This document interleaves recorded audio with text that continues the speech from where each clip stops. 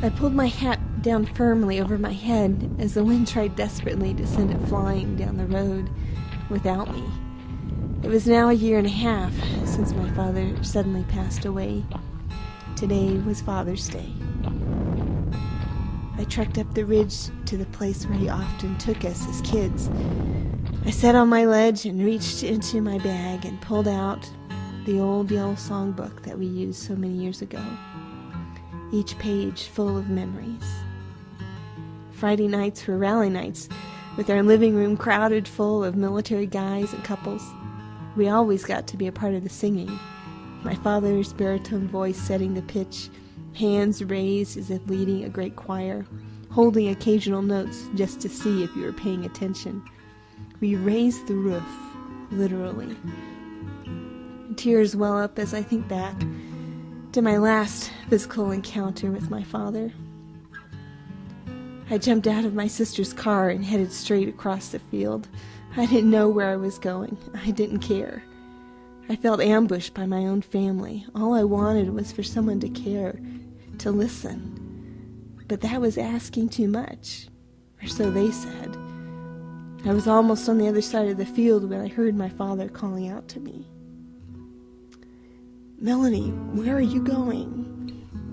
I turned around to see him trying desperately to catch up to me. At 75 and allergy season in full bloom, this was no small feat. "I don't know," I said angrily. "Just away. I don't know that I fit anywhere in the family anymore," I said as he reached his arm across my shoulders. I was angry and distraught all at the same time. For the next hour, we wandered up and down the winding paths. We walked, and I talked, pouring out all of my pain, frustration, and heartache. I was the one alone. They all had at least some amount of comfort in spouses and children. Was I supposed to be content with shallow conversation and a rat race of activity that left nothing for real relationship? Slowly and patiently, my father listened and walked and held me close. The tightly wound ball of pain and frustration in my heart began to unravel. Like warm salve on a tight muscle, like water on thirsty ground. His reassurances brought light and courage to the darkness of my soul. Where was I going to go for that kind of comfort, now that he was gone? Who was going to chase me down when I didn't know where I was going and couldn't see past the end of my nose?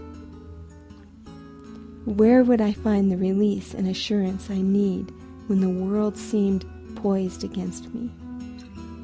I sat on my ledge and reached into my bag and pulled out the old yellow songbook that we used so many years ago, each page full of memories, full of hope, full of the passion that I learned from my father. I flipped through the pages and began to sing. The wind picked up my words and carried them over the ridge as fast as I belted them out. But it didn't matter. I knew my father was singing along.